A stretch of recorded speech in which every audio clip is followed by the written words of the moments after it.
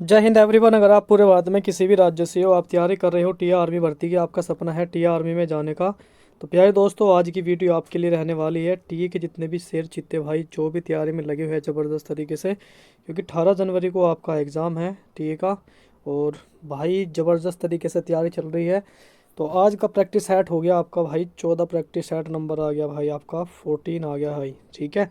और 50 पूरे क्वेश्चन रहेंगे, ठीक है। और 50 में से क्या आपका एवरेज रहेगा, 40 प्लस जो भी भाई क्वेश्चन ठीक कर रहा है वो सिलेक्शन का हकदार है, ठीक है। और कट ऑफ की बात करें, कट ऑफ ज़्यादा हाई नहीं जाएगी दोस्तों। और 2026 की वैकेंसी जो है, 2026 की वैकेंसी टी की बहुत ही जल्दी आ रही है। सुनहरा मौका है दोस्तों आपके पास। ये प्रैक्टिस सेट जो भाई तैयारी कर रहे हैं वो भी लगाएंगे, और जिनका एग्ज़ाम है वो भी लगाएंगे, दोनों अपनी तैयारी को मजबूत करते हुए चलेंगे। और प्यारे दोस्त, यहाँ पे हम जो चीज़ें देखने वाले हैं, जो हमने यहाँ पे प्रैक्टिस सेट लिए है ना, ये अब मैं चैप्टर वाइज ले रहा हूँ, ठीक है। क्योंकि बहुत सारे भाई कह रहे थे कि भैया चैप्टर वाइज के हिसाब से लेके चलना। तो भाई मैं जो चैप्टर वाइज ज़्यादा से ज़्यादा क्वेश्चन बनते हैं ना, वहाँ से रिलेटेड सारे क्वेश्चन लूँगा सेट के हिसाब से। क्योंकि और एक सेट में मैंने जो है ना, गौतम बुद्ध महावीर स्वामी से रिलेटेड जो भी क्वेश्चन बनेंगे वो सारे लिए हैं, ठीक है। ऐसे ही मैं हर एक जो मैन टॉपिक है ना, जैसे मैंने हड़प्पा सभ्यता से भी लिए गया क्वेश्चन यहाँ पे। आज मैंने 3 टॉपिक से लिए हैं। तो पहला आपका गौतम बुद्ध है, फिर एक महावीर स्वामी जी है, ठीक है। और उसके बाद फिर आपका हड़प्पा सभ्यता से जितने भी क्वेश्चन बनते हैं ना, इन 3 टॉपिक को मैंने आज ऐड किया है जीके में। ऐसे ही मैंने साइंस भी लिया है, ऐसे ही मैंने मैथ भी ऐसे ही लिया है मैंने। अब जितने भी आगे जो आगे प्रैक्टिस सेट आएंगे भाई, सारे आपके जो प्रैक्टिस सेट रहेगी वो चैप्टर वाइज ही रहेंगे। हर एक टॉपिक को निचोड़ से लिया जाएगा, जितने भी क्वेश्चन बनेंगे वो सारे क्वेश्चन आपको पता चल जाए कि हाँ, एक क्वेश्चन से कितने क्वेश्चन बन सकते हैं। और सारी चीज़ें आपको पता चलेगा कि टॉपिक से कितने क्वेश्चन इंपॉर्टेंट होते हैं, वो भी आपको पता चल जाएगा।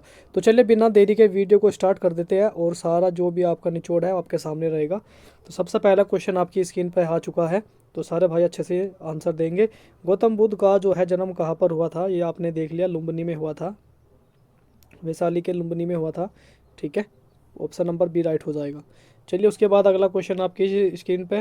तो गौतम बुद्ध का बचपन का नाम बताना आपको क्या था। देखो सारे क्वेश्चन वही बनेंगे, एक से रिलेटेड जितने भी क्वेश्चन होते हैं इंपॉर्टेंट सारे लिए गए हैं। तो गौतम बुद्ध के बचपन का नाम था भाई Siddharth, option number A right हो जाएगा। क्या था, सिद्धार्थ था भाई। गौतम बुद्ध को ज्ञान की प्राप्ति कहाँ पर हुई थी भाई, ज्ञान की प्राप्ति पूछिए आपको कहाँ पर हुई थी। तो गौतम बुद्ध ने पहला उपदेश दिया था भाई अपना सारनाथ में। पहला उपदेश पूछे तो आपसे, तो पहला उपदेश सारनाथ में दिया था। वैसे क्वेश्चन पाएगा ये भी, पाएगा ये क्वेश्चन मुझे लगता है, क्योंकि मैंने क्वेश्चन छोड़ा ही नहीं है।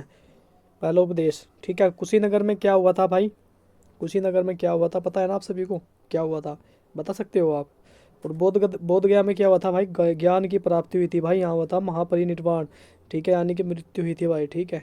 और बोध गया में भाई ज्ञान की प्राप्ति जो है वो ऑप्शन नंबर सी राइट हो जाएगा। ज्ञान की प्राप्ति पूछा ना, तो ऑप्शन नंबर सी हो जाएगा भाई। बुद्ध ने पहला उपदेश कहाँ दिया था अपना, तो गौतम बुद्ध ने भाई पहला उपदेश पूछा है कहाँ पर दिया था। तो पहला उपदेश मैं आपको बताया था ना अभी, कि पहला उपदेश दिया था भाई सारनाथ में, ठीक है। क्वेश्चन बहुत इंपॉर्टेंट है, सारे क्वेश्चन करा दूंगा दोस्त, एक भी नहीं बचेगा। बुद्ध का महापरिनिर्वाण कहाँ हुआ था, तो महापरिनिर्वाण मैंने अभी बताया कहाँ पर हुआ था आपको, ठीक है। तो मैंने बताया था आपको, ये भाई सब बौद्ध संगीति से रिलेटेड है। चार तीनों के तीनों स्थान, राजगृह, श्रावस्ती, पाटलिपुत्र, ये बौद्ध संगीति, 4 बौद्ध संगीति है। अगर बौद्ध संगीति की बात करें तो 4 बौद्ध संगीति है, और चारों के बारे में जल्द ही आपको इन्फॉर्मेशन मिलेगी, ठीक है। तो यहाँ पे क्वेश्चन आपका जो रहेगा वो 5वें का वो रहेगा कुशीनगर, क्वेश्चन नंबर 5वें का एयर ऑप्शन राइट हो जाएगा। कहाँ पर हुआ था महापरिनिर्वाण, कुशीनगर में। जो मृत्यु हुई थी ना उसको ही महापरिनिर्वाण कहा गया है। 5वें का ए ऑप्शन। गौतम बुद्ध का प्रमुख ग्रंथ कौन सा था भाई, प्रमुख ग्रंथ पूछा है भाई, क्या था गौतम बुद्ध का प्रमुख ग्रंथ क्या था बताओ। तो भाई गौतम बुद्ध का जो है ना प्रमुख ग्रंथ की बात करें वो था भाई Tripitaka, option number B right हो जाएगा आपका, बी राइट है बिल्कुल एकदम। उसके बाद अगला क्वेश्चन, अष्टांगिक मार्ग में कितने अंग होते हैं, तो यहाँ से शुरू में देख लो आप, अष्टांगिक माने 8 होते हैं, तो यहाँ पे ऑप्शन नंबर आपका सी राइट हो जाएगा, क्योंकि पहले ही 8 आ गया, तो वो आपका ऑप्शन नंबर जो है सी राइट हो जाएगा। उसके बाद अब हम महावीर स्वामी से रिलेटेड जितने भी क्वेश्चन बनेंगे वो सारे करेंगे, जितने भी बनेंगे। तो महावीर स्वामी का जन्म जो है कहाँ हुआ था, वो वैशाली के कुंड ग्राम में हुआ था, ठीक है, सभी को पता होगा। ऊपर थोड़ा मिस्टेक हो गई थी, वो मैंने वो ध्यान नहीं दिया, ठीक है। चलिए उसके बाद आगे बढ़ते हैं, क्वेश्चन नंबर 8वें का ए ऑप्शन राइट हो जाएगा।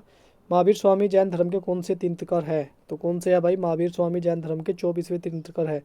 और भाई इनको ही वास्तविक जो है संस्थापक भी माना जाता है, इनको जैन धर्म का वास्तविक संस्थापक माना जाता है, वास्तविक संस्थापक भी इनको माना जाता है, ठीक है। चलिए उसके बाद भाई महावीर स्वामी का बचपन का नाम बताना आपको। देखो बचपन के नाम दोनों याद होने चाहिए, महावीर स्वामी जी के भी, और आपको जो है सिद्धार्थ किसका है, गौतम बुद्ध के बचपन का नाम है, गौतम बुद्ध जी के। ठीक है। और महावीर स्वामी के बचपन का नाम था वर्धमान। ऑप्शन नंबर आपका बी राइट हो जाएगा यहाँ पे। उसके बाद जैन धर्म का सर्वोच्च सिद्धांत क्या था भाई? जैन धर्म का सर्वोच्च सिद्धांत था भाई, जो गांधी जी का था वही जैन धर्म का था, वो था अहिंसा। ठीक है। और इन्होंने 5 महाव्रत दिए थे, कौन से? सत्य, अहिंसा, अस्त्य, ब्रह्मचर्य, तप, ये पांचों के पांचों। ठीक है, इनके मार्ग पर चलने के लिए उन्होंने बताया था।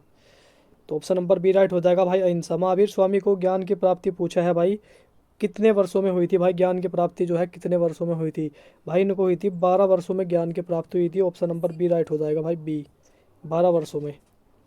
महावीर स्वामी का निर्वाण कहाँ हुआ था? तो भाई जिसे मृत्यु को भाई निर्वाण कहा गया है, ये कहाँ हुआ था? ये हुआ था भाई पावापुरी में। ऑप्शन नंबर सी राइट हो जाएगा आपका, सी, पावापुरी में हुआ था भाई। ठीक है। चलिए उसके बाद आगे बढ़ते हैं। हड़प्पा से रिलेटेड जितने भी क्वेश्चन बनेंगे ना, वो सारे लेंगे हम। मैंने बताया था ना कि मैं क्वेश्चन इसी तरीके से लिए है कि चैप्टर वाइज आपके हर एक क्वेश्चन को मैं वीडियो में निपटा दूंगा अच्छे से।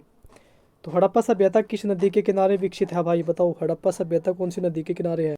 तो भाई ये कौन सी नदी के किनारे है? ये है भाई सिंधु। ठीक है। और गंगा की बात करें भाई, हरिद्वार भी गंगा नदी के किनारे है, हरिद्वार। यमुना, यमुना किसकी है? दिल्ली, आगरा।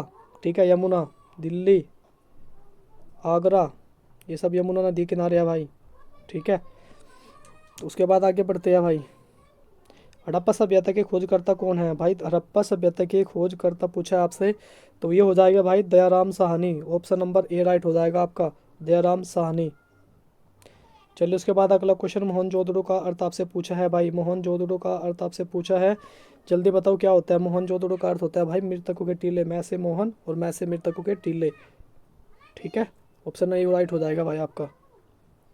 हड़प्पा सभ्यता की लिपि कैसी थी भाई? हड़प्पा सभ्यता की लिपि बतानी आपको कैसी थी। तो भाई ये लिपि जो लिखी थी ना, हड़प्पा सभ्यता की लिपि थी भाई, वो थी चित्रात्मक। ठीक है। चित्र के बहुत शौकीन थे भाई ये ज़्यादातर।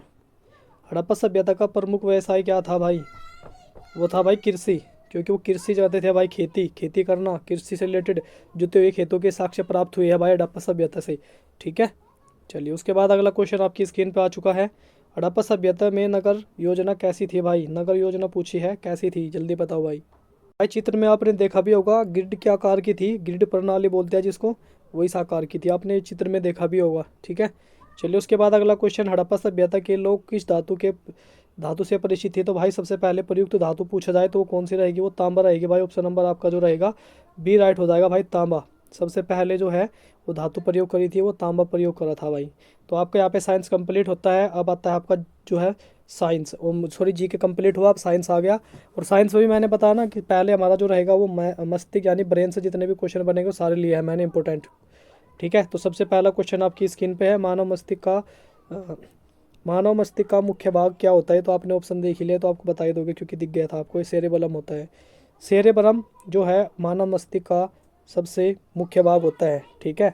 सोचने, बुद्धि का केंद्र, सभी यही होता है। और ये ध्यान रखना, ये सेरेबेलम है, एक सेरेबेलम होता है। ठीक है, इसको भी ध्यान से समझ लेना, यहाँ पे बहुत मिस्टेक करते हैं भाई।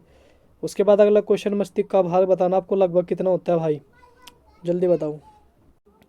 तो भाई ऑप्शन में यहाँ पे अभी 1400 ग्राम, 2000 ग्राम, 900 ग्राम, 500 ग्राम।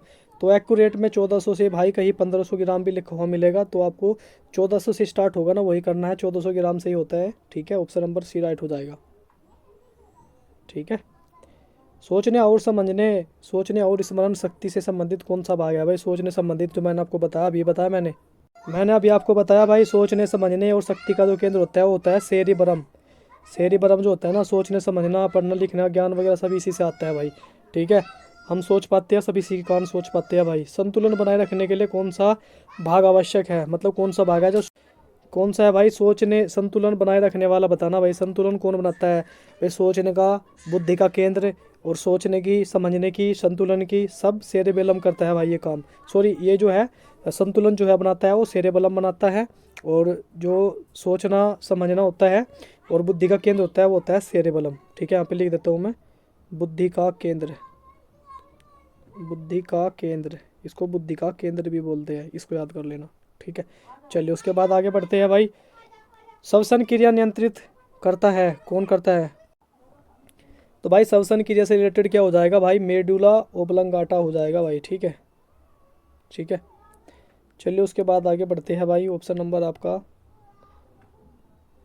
दोस्तों एक इम्पोर्टेंट चीज़ और आपको बता दो, जो पोन्स होता है ना, पोन्स, ये क्या काम करता है भाई? ये जो हमारा श्वसन तंत्र होता है ना, श्वसन तंत्र होता है भाई, उसको जो है ना ये नियंत्रित करता है। श्वसन तंत्र को नियंत्रित करता है भाई, हमारे बैलेंस बनाए रखता है, नियंत्रित करता है। पोन्स का जो काम होता है, ठीक है। इसको भी ये नोट कर लेना भाई, ये मैंने इसलिए लिखवा क्योंकि ये इंपॉर्टेंट है आपके लिए। ठीक है, चलिए उसके बाद आगे बढ़ते हैं। अगला क्वेश्चन, माना मस्तिष्क को ढकने वाली झिल्ली क्या कहलाती है भाई? मस्तिष्क को ढकने वाली झिल्ली का नाम बताना, क्या होता है भाई? कौन सी झिल्ली होती है भाई? और जो ये भाई झिल्ली होती है, ठीक है, और उस झिल्ली के सूजने पर, जो झिल्ली है वो सूज जाती है ना, उसके सूजने पे क्या रोग हो जाता है भाई? मेनिनजाइटिस भी हो जाता है। अगर वो झिल्ली सूज जाए, मेनिनजाइटिस भी हो जाता है, जाइटिस, ये रोग हो जाता है भाई। अगर झिल्ली आपकी सूज जाए तो कौन सी झिल्ली होती है भाई? होती है मेनिनजीज। मेनिनजीज झिल्ली के सूजने पर भाई मेनिनजाइटिस रोग भी हो जाता है, ये भी ध्यान रख लेना। ठीक है, ये भी इंपॉर्टेंट है आपके लिए। ठीक है, चलिए उसके बाद अगला क्वेश्चन आपकी स्क्रीन पे आ चुका है। मस्तिष्क में सबसे अधिक न्यूरॉन पाए जाते हैं भाई, कहाँ पाए जाते हैं? सबसे अधिक जो है न्यूरॉन सेरेब्रम में पाए जाते हैं, क्योंकि हमारे जो है यही मेन काम होता है, बुद्धि का केंद्र वगैरह यही होता है, सोचने समझने की शक्ति सब इसी से आती है। ठीक है, चलिए उसके बाद अगला क्वेश्चन आपकी स्क्रीन पे आ चुका है। न्यूरॉन किसका संरचनात्मक इकाई है? न्यूरॉन पूछा है भाई। न्यूरॉन की बात करें हम, तंत्रिका तंत्र से रिलेटेड रहेगा आपका ये भाई। तंत्रिका तंत्र की जो है संरचनात्मक इकाई है। ऑप्शन नंबर सी राइट हो जाएगा आपका। ठीक है, रक्त का तो आपको पता है, ठीक है, हीमोग्लोबिन से रिलेटेड हमारे शरीर में जो है रक्त का लाल रंग जो है लाल होता है हीमोग्लोबिन के कारण। ये तो हड्डी वाला होगा, मांसपेशी।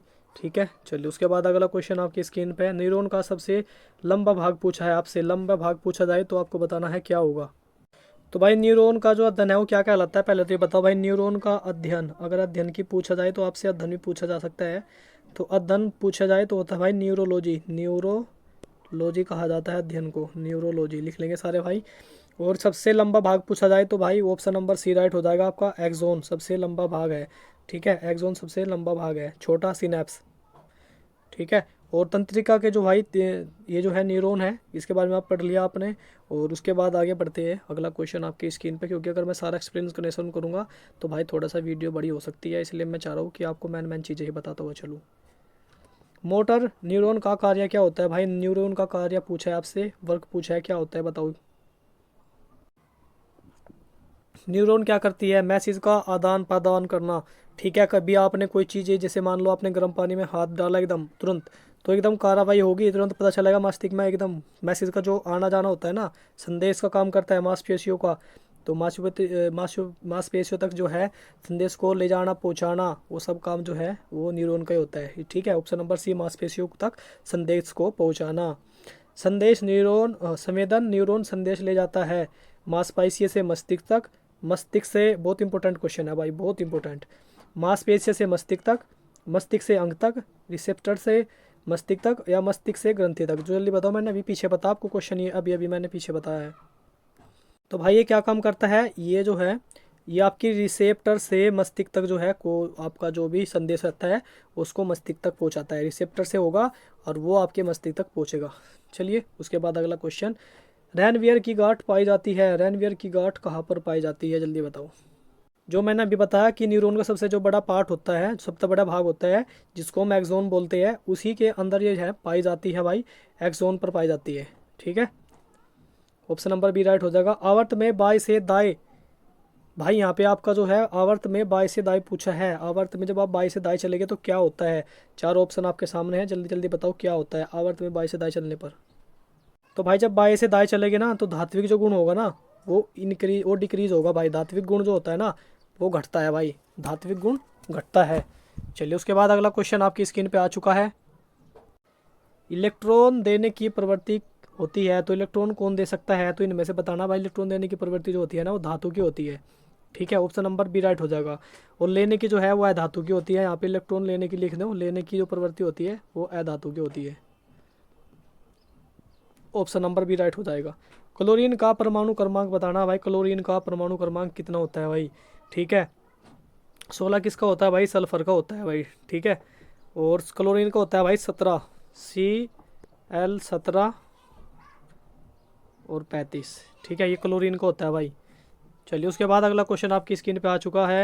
यहाँ पे आपका जो है कंप्लीट, क्योंकि यहाँ पे हमने जो क्वेश्चन लिए थे वो साइंस जो है यहाँ पे 15 क्वेश्चन मैंने बेहतरीन वाले लिए थे और अलग अलग जगह से क्वेश्चन मैंने उठाए ताकि आपको अलग अलग से क्वेश्चन देखने को मिले, नए नए क्वेश्चन आपने करे, जिसमें आपने जो है साइंस के बेहतरीन क्वेश्चन, जिसमें केमिस्ट्री भी रहा आपका और फिजिक्स भी रहा, और आप हम बात करें आपका जो है बायोलॉजी भी रहा।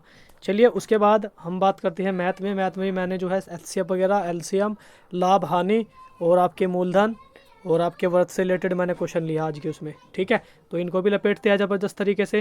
पहला क्वेश्चन आपकी स्क्रीन पे, दो संख्याओं का एचसीएफ 12 है, एलसीएम 180 है, एक संख्या 36 है, दूसरी संख्या आपको बतानी है क्या होगी। तो चलिए इनको भी कर लेते हैं कैसे। सबसे पहले यहाँ पे आप फर्स्ट संख्या गुना सेकंड संख्या बराबर एलसीएम गुना एचसीएफ कर देंगे।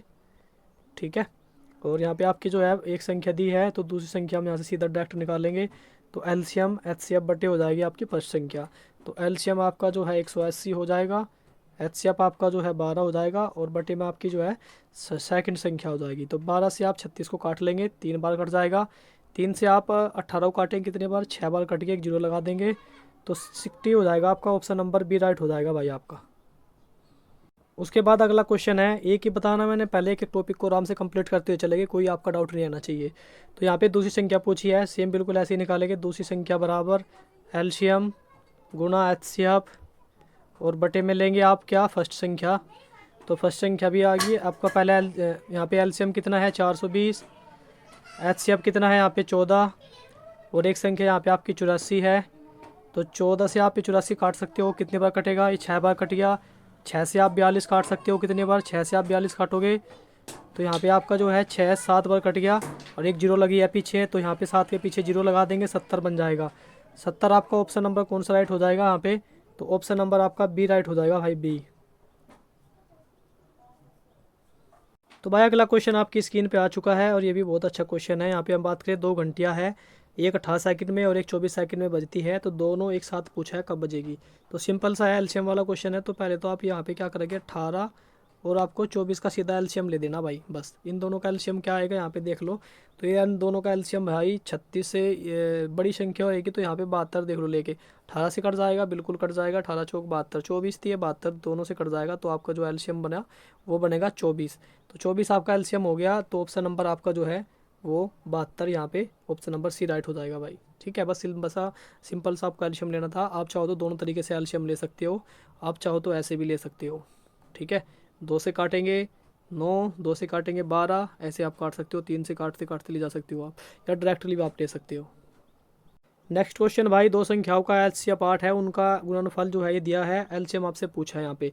ठीक है, गुणनफल कितना दिया, 3072 आपको दिया है, तो आप उल्टा हो गया। ठीक है, फर्स्ट संख्या गुना फर्स्ट सेकंड संख्या बराबर एलसीएम गुना एलसीएम, यहाँ पे पक्की आपका एलसीएम पूछा है। ठीक है, कैसे निकालते चलिए। ठीक है, तो यहाँ पे फर्स्ट संख्या गुना सेकंड संख्या बराबर क्या करते थे आप, एलसीएम और गुना एचसीएफ करते थे। ठीक है, तो यहाँ पे दोनों संख्याओं का जो गुणनफल है वो दिया है, तो यहाँ पे लिखेंगे हम 3072 और बराबर एलसीएम निकालना है, तो एलसीएम को ऐसे लिख देंगे। एचसीएफ दिया है आपका 8। ठीक है, तो यहाँ पे क्या करेंगे, ये 8 इधर जो है गुणा में है, इधर जाके भाग करेगा, तो यहाँ पे सीधा आप डायरेक्टली भी कर सकते हो, बटे में 8 बराबर एलसीएम, एलसीएम इधर आ जाएगा। अब 8 से आपको जो है ये उठा काटना है, 8 से आपने काटा, 8 दूनी 16, 8 तीय 24, 24 हो गया। यहाँ बचे कितने, 6, 67 हो गए, 8 सत्ती 56, 8 अट्ठी 64, बचे आपके 3 और यहाँ पे हो गया आपके जो है ये 72 है, 72 है, तो यहाँ पे बचे 3 और 2 हो गए यानी 32, 8 चौक 32, तो 384 बन गया आपका भाई, 384 ऑप्शन नंबर आपका सी राइट हो गया भाई दोस्त, सी। उसके बाद अगला क्वेश्चन, एक व्यक्ति 60 किलोमीटर प्रति घंटा की गति से 2 घंटे चलता है तो कितनी दूरी तय करेगा। दूरी बराबर भाई 4 गुना समय होता है, दूरी बराबर जो है 4 गुना समय, 4 गुना समय होता है भाई, कर दो बस, सिंपल सा है। तो यहाँ पे आपकी जो है 4 दूरी दी है आपकी 60, घंटे है 2, 120 किलोमीटर प्रति घंटा आ गया भाई। ठीक है, 120 किलोमीटर प्रति घंटा, ऑप्शन नंबर आपका सी राइट हो जाएगा। उसके बाद अगला क्वेश्चन आपकी स्क्रीन पे आ चुका है भाई, यहाँ पे लिखा है 180 किलोमीटर की दूरी को 60 किलोमीटर प्रति घंटा से तय करने पर समय पूछा है, आपको कितना लगेगा। ठीक है, दूरी दी है और आपको भाई चाल दी है, समय आपको निकालना है, समय बराबर समय बराबर दूरी बटे चाल होता है, दूरी बटे चाल। तो निकाल देंगे यहाँ से हम, समय निकल जाएगा आपका। तो दूरी कितनी है आपकी, यहाँ पे लिखेंगे 180, समय दिया और चाल दी है आपकी 60, जीरो से जीरो कटेगी, 6 से आपने काट दिया, 3 बार कट गया, ठीक है। तो कितना बच गया आपका, 3 घंटे आ गया भाई। तो ऑप्शन नंबर आपका बी राइट हो जाएगा, 3 घंटे। तो भाई अगला क्वेश्चन बहुत अच्छा है, इसमें आप थोड़ा जो है गड़बड़ कर सकते हो। दो ट्रेनें हैं विपरीत दिशा में, जो है 40 किलोमीटर, एक 60 किलोमीटर प्रति घंटे से चल रही है। आपेक्षिक गति पूछा है भाई, यहाँ ध्यान सुन लेना, ये पूछा क्या है, आपेक्षिक गति पूछा है आपसे। तो यहाँ पे बहुत सारे भाई गड़बड़ कर सकते हैं। आपेक्षिक गति एक होती है सापेक्षिक चाल, सापेक्षिक गति, ठीक है। तो इसको कैसे लपेटना है ये समझ लेना, बहुत आसान है, कोई ज़्यादा नहीं करना। जब आपसे आपेक्षिक गति पूछा जाए, ठीक है, जब आपसे पूछा जाए आपेक्षिक, तो आपेक्षिक गति में क्या होता है, आपेक्षिक गति में क्या होता है भाई, आपका जो आपकी चाल जो होती है ना, वो भाई जुड़ जाती है, ठीक है। विपरीत जो हो गया ना एक दूसरे के, वो दोनों जो है ना वो प्लस हो जाएगी, जुड़ जाएगी भाई। जोड़ दो इन दोनों को, 40 प्लस 60 कर दो, 100 आ गया भाई आपका, 100 किलोमीटर प्रति घंटा। ये ऑप्शन नंबर डी राइट हो जाएगा आपका। अगला क्वेश्चन भाई, किसी वर्ग का जो है क्षेत्रफल 616 वर्ग सेंटीमीटर है और त्रिज्या आपको बतानी है। तो क्षेत्रफल का आपको सूत्र मैंने लिखवा रखा है, क्या होता है, क्षेत्रफल बराबर होता है पाई आर स्क्वायर। क्षेत्रफल यहाँ पे दिया है तो यहाँ पे लिख देंगे हम 616 दिया है तो 616 लिख दिया हमने, बराबर पाई का मान लिखेंगे 22/7, और आर हमें निकालना है, त्रिज्या आर स्क्वायर लिख देंगे। तो 22 से आप इसको सीधा डायरेक्टली काट भी सकते हो, या आप इसको ऐसे भी लिख सकते हो, आर स्क्वायर बराबर 616 गुणा 7/22। तो 22 से आप 616 काटोगे तो भाई ये 28 बार कटेगा, 22 दूनी 44, बचा आपके यहाँ पे 17 और 176 हो गया, 22 अट्ठे 176, और 28 की जब 7 में गुणा करोगे तो भाई ये बनेगा 196। ये बन गया भाई 196, गुणा करके देखो, 7 8 56, 80 लगे 5, और 7 दूनी 14, 5 19, 196 बन गया आपका ये, ठीक है। और आर स्क्वायर लगाना है हमें, तो आर यहाँ पे स्क्वायर हट जाएगा, 196 पे पहुँच जाएगा अंडर रूट। तो 196 बताना आपको किसका वर्ग होता है भाई, 196 किसका वर्ग होता है, जल्दी जल्दी बताओ भाई। ये 196 होता है 14 का वर्ग होता है भाई, 14 का। ऑप्शन नंबर आपका बी राइट हो जाएगा भाई। अगला क्वेश्चन है भाई, वो बहुत अच्छा क्वेश्चन है, साधारण ब्याज के क्वेश्चन स्टार्ट हो गई। 2000 पर 10% वार्षिक ब्याज की दर से 2 वर्ष का आपको साधारण ब्याज बताना है। साधारण ब्याज बताना है भाई, PRT/100, फॉर्मूला सबको याद होना चाहिए भाई। तो बिल्कुल अब मूलधन लिख देंगे आपका 2000 है, दर कितनी दी है भाई 10 है, समय कितना है 2 वर्ष है भाई, और बटे में करेंगे सीधा सिंपल 100, 2 जीरो से 2 जीरो उड़ा देना, 10 दूनी 20, 20 दूनी 40, और 1 जीरो लगा देंगे पीछे, 400 आ गया आपका। ऑप्शन नंबर बी राइट हो जाएगा भाई। एक और अच्छा क्वेश्चन है, 1500 रुपये पर 8% की दर से 3 वर्ष का ब्याज ब्याज बताना आपको, साधारण ब्याज। सेम फॉर्मूला लगाएंगे बिल्कुल, मूलधन 1500, दर 8, समय कितना 3, बटे करेंगे 100, 2 जीरो से 2 जीरो काट देंगे, और यहाँ पे 15 की आप 15 अट्ठे 120, 120 की आप 3 में गुणा करेंगे तो कितना आएगा, 120 की जब आप 3 में गुणा करेंगे, 12 36, 360, ठीक है। कितना बना, 360 बन गया भाई, 360। ऑप्शन नंबर सी राइट हो जाएगा आपका। उसके बाद भाई लाभ हानि के क्वेश्चन स्टार्ट हो गए। किसी वस्तु का क्रय मूल्य भाई 500 रुपये है और उसका विक्रय मूल्य 550 है, लाभ बताना भाई कितना हुआ आपको, ठीक है। तो यहाँ पे CP कितना है, 500 रुपये है, CP दिया है भाई 500 रुपये। SP कितना है भाई, SP है 550 रुपये। और भाई लाभ कितना हुआ इनको, प्रॉफिट जो है कितना हो गया, प्रॉफिट हो गया भाई 50 रुपये का। 500 में चीज़ खरीदी, 550 में बेच दी, 50 रुपये का लाभ हो गया। और ये 50 रुपये का लाभ कितना हुआ भाई, 500 पे हुआ, और गुना कर दो 100, डायरेक्टली निकाल सकते हो आप ऐसे भी।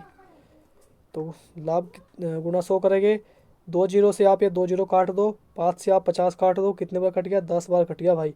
तो 10% का लाभ हो गया मेरे दोस्त, 10% का लाभ हो जाएगा। ऑप्शन नंबर सी राइट हो जाएगा। उसके बाद अगला क्वेश्चन भाई, 800 रुपये की वस्तु है, 720 रुपये में बिकती है, और उसको भाई हानि कितने % की होती है। मतलब जो है वो खरीदी कितने की है भाई, वो 800 रुपये में खरीदी, और भाई उसको बेचा कितने में है, बेच दिया 720 में भाई। तो हानि कितने की होगी भाई, 800 में खरीदी, 720 में उसको बेच दिया, तो 80 रुपये की जो है हानि होगी भाई। कितने पे हुई, 800 पे हुई भाई, ठीक है। और गुना 100 कर देंगे, मैंने फॉर्मूला लिखवा रखा, आप लिखना चाहो तो लिख सकते हो हानि का भी। हानि बराबर होता है भाई हानि बराबर आप लिखना चाहो तो ऐसे लिख सकते हो 100 गुणा CP बटे आपको जो भी आपका CP बटे आपका जो है, सॉरी 100 बटे, हाँ ऐसे लिख सकते हो आप, ठीक है। 100 बटे आपका जो है यहाँ पे आ गया, और 100 बटे आपकी हानि जो भी हानि हुई होगी आपको वो लिखनी है, ठीक है। और बटे आपका जो यहाँ पे आएगा CP, ऐसे, ठीक है। ऐसे आप जो है अपना ये फॉर्मूला लगाना है आपको। हानि परसेंट आपका जो निकलेगा 100 गुना आपको हानि जितनी भी हानि हुई है और बटे में आपका CP यानी क्रय मूल्य आ जाएगा। अब यहाँ से आप इसको सोल्व कैसे करते हैं, अब देखिए हम कैसे करते हैं। ये 2 जीरो से मैंने ये 2 जीरो उड़ा दी, 8 से मैंने 8 काट दिया एक बार, तो यहाँ पे 1 जीरो लगा देंगे, कितने परसेंट की हानि, तो 10% की आपकी हानि हो जाएगी भाई। ऑप्शन नंबर C राइट हो जाएगा। भाई अगला क्वेश्चन आपकी स्क्रीन पे एक वर्ग की आपको परिधि दी है, वो है 88 सेंटीमीटर, त्रिज्या बतानी है। तो परिधि का सूत्र होता है भाई, यहाँ पे हम परिधि बराबर सूत्र भी लिख सकते हो और सीधा मान आप निकाल दोगे। परिधि बराबर होता है 2πr, बस मान पुट कर दो। परिधि का मान दिया है यहाँ पे आपका 88 बराबर 2 गुना पाई का मान 22/7 और गुना आर आपको निकालनी है त्रिज्या, तो आर यहाँ पे लिख दिया आपने, ठीक है। कैसे करना है यहाँ पे, सिंपली आपको जो इधर ये गुना में है ना, ये भाग में जाएंगे बंदे, 2 22 और 2 गुना 22 जाएगा भाग में, आर निकालेंगे हम यहाँ से। आर बराबर 2 गुना 22 गुना 88, ठीक है। सॉरी यहाँ गलती हो गया, ये जो है ये तो भाग में जाएंगे, हम इन्हें भाग में पूछाते हैं पहले। 88 गुना 7 लिखते हैं और इनको हम पूछाते हैं भाग में। 2 गुना 22 ये जाते हैं भाग में। 22 से आप जो है 88 को काट सकते हो, कितने बार कटा, 22 चौक 88, 4 बार कट गया, ठीक है।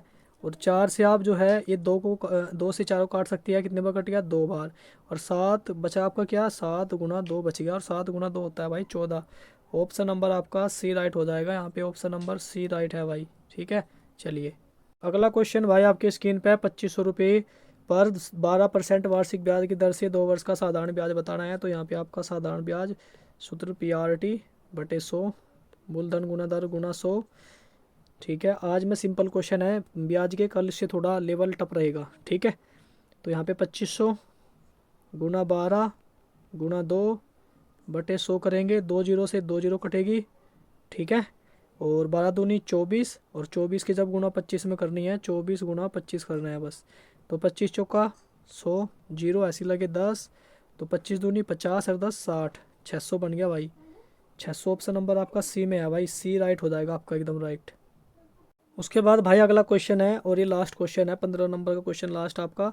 किसी वस्तु को 20% का लाभ हुआ, उसे 600 रुपये में जो है बेचा गया, तो क्रय मूल्य बताना है आपको, ठीक है। तो क्रय मूल्य का फॉर्मूला भी लिखवा चुका हूँ मैं आपको, ठीक है। क्या होता है क्रय मूल्य बराबर, क्या होता है, तो क्रय मूल्य बराबर 100 गुना आपका लाभ होता है, ठीक है, जो वो चीज़ें, और उसके बाद आता है, ठीक है।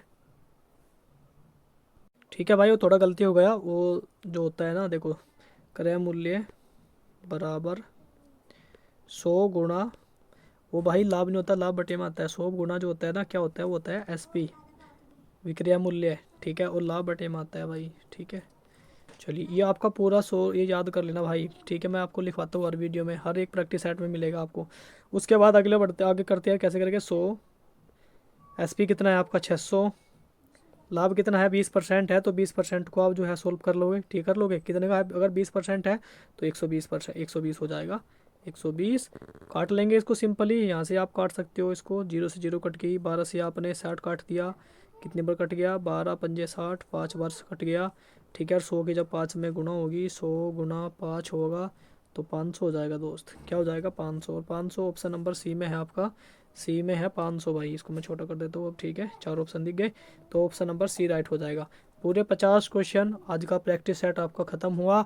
कितना आपका आज का जो है स्कोर रहा, कमेंट करके जरूर बताना, और कैसी लगी आज की क्लास, चैप्टर वाइज क्लास और चैप्टर वाइज प्रैक्टिस सेट थे आज के आपके। तो दोस्तों आगे प्रैक्टिस सेट जो आएंगे वो चैप्टर वाइज ही आएंगे, हर एक बेहतरीन क्वेश्चन जो भी एक टॉपिक से क्वेश्चन बनेंगे वो सारे क्वेश्चन मैं ऐड करूंगा, और आपके लिए प्रैक्टिस सेट 17 जनवरी तक ही चलेंगे, 17 जनवरी तक ये प्रैक्टिस सेट आपके लिए चलेंगे। तो भाई इनको लगाएगा वो सिलेक्शन जरूर लेके जाएगा, तो अपनी जो है मेहनत करते रहना दोस्तों, बहुत अच्छी वैकेंसी है। और ऐसे ही वीडियो के लिए मिलेंगे फिर भाई नेक्स्ट वीडियो में, तब तक के लिए जय हिंद जय भारत।